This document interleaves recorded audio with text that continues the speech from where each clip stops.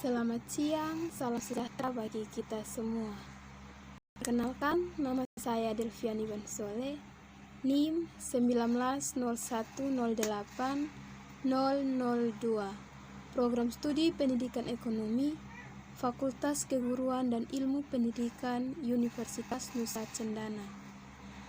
Nah, di sini saya akan memaparkan atau membagikan sebuah materi dengan pokok bahasan persamaan dasar akuntansi dan penyusunan siklus akuntansi pada perusahaan jasa.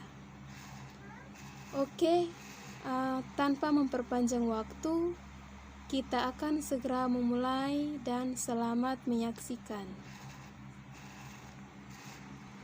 Oke, yang pertama persamaan dasar akuntansi. Nah, persamaan dasar akuntansi ini merupakan hubungan antara harta, utang, dan modal yang dimiliki oleh sebuah perusahaan. Nah, persamaan dasar akuntansi ini juga digunakan sebagai dasar pencatatan sistem akuntansi, dan setiap transaksinya terjadi harus dicatat dalam dua aspek, yaitu aspek yang pertama itu aspek aset yang terdiri atas harta, dan aspek yang kedua yaitu aspek liabilitas yang terdiri atas utang tambah modal. Jadi rumus untuk persamaan dasar akuntansi yaitu harta sama dengan utang tambah modal. Oke, lanjut. Yang berikut transaksi untuk persamaan dasar akuntansi. Nah, transaksi untuk persamaan dasar akuntansi ini dibagi menjadi dua, yaitu yang pertama transaksi berdasarkan pihak yang melakukannya, dan yang kedua transaksi berdasarkan sumbernya. Kita akan membahas yang pertama yaitu transaksi berdasarkan pihak yang melakukan. Nah, sebelum kita membahas tentang jenis-jenis transaksi ini, kita juga harus tahu dulu apa itu transaksi. Nah, transaksi itu merupakan aktivitas perusahaan atau badan usaha yang diukur menggunakan satuan moneter atau uang. Jadi, aktivitas keuangan yang terjadi dalam sebuah perusahaan itu yang dinamakan dengan transaksi.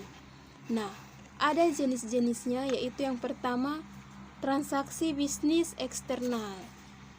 Nah, transaksi bisnis eksternal itu adalah transaksi atau aktivitas keuangan perusahaan yang terjadi untuk pihak yang berada di luar perusahaan tersebut. Contohnya, transaksi pada saat pembelian peralatan, perlengkapan, dan sebagainya. Yang kedua, transaksi bisnis internal. Tentunya kebalikan dari transaksi eksternal. Eksternalnya itu yang berada di luar, sedangkan internalnya itu yang tentunya pasti transaksi yang terjadi di dalam sebuah perusahaan. Jadi, transaksi bisnis internal itu merupakan transaksi atau aktivitas keuangan yang terjadi untuk pihak yang berada di dalam perusahaan tersebut. Contohnya pembayaran gaji karyawan dan sebagainya. Yang berikut berdasarkan sumbernya.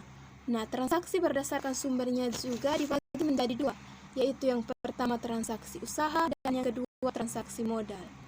Nah, transaksi usaha ini merupakan transaksi yang terjadi atau yang berkaitan dengan operasi perusahaan.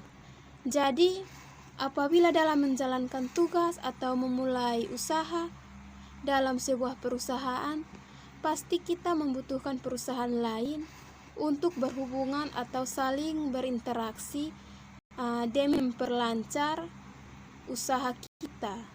Contohnya itu pendapatan diterima di muka. Nah, pendapatan diterima di muka ini pendapatan yang sudah kita terima tapi perlu menyelesaikan pekerjaan kita. Yang kedua, transaksi modal.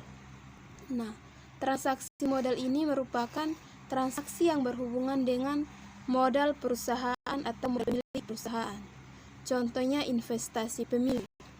Nah, investasi pemilik ini merupakan contoh dari transaksi modal juga.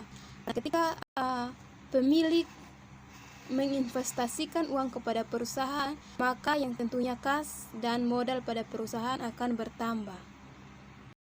Oke, lanjut. Nah, ini yang berikut pengaruh adanya transaksi. Nah, di sini ada beberapa contoh yang diberikan. Itu yang pertama, transaksi untuk pembelian peralatan secara tunai.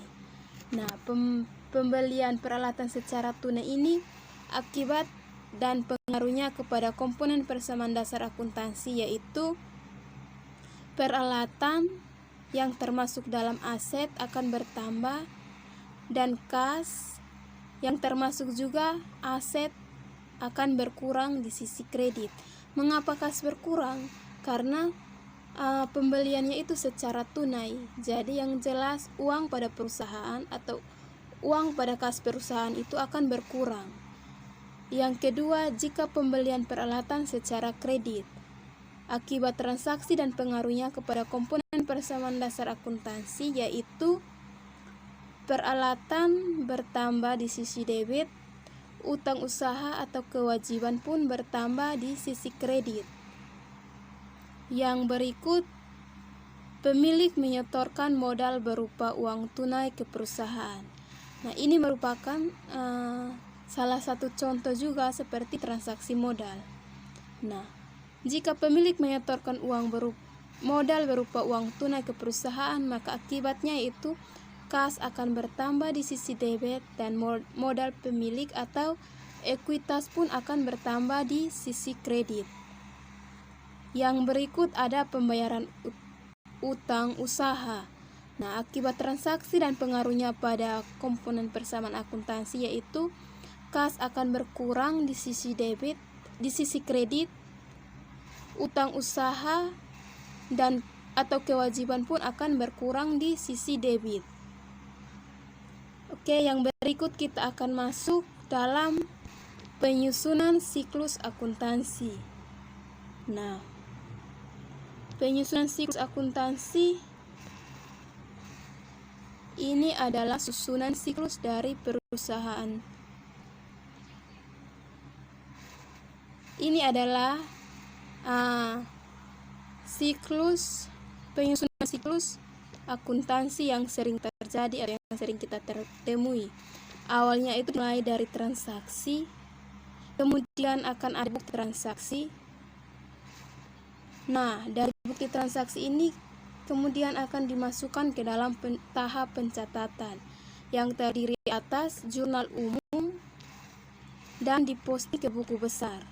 Setelah kita melakukan pencatatan, pasti kita akan masuk lagi ke tahap pengiktisaran. Nah, tahap pengiktisaran itu terdiri atas neraca saldo, jurnal penyesuaian, dan kertas kerja. Setelah itu kita akan membuat laporan keuangan.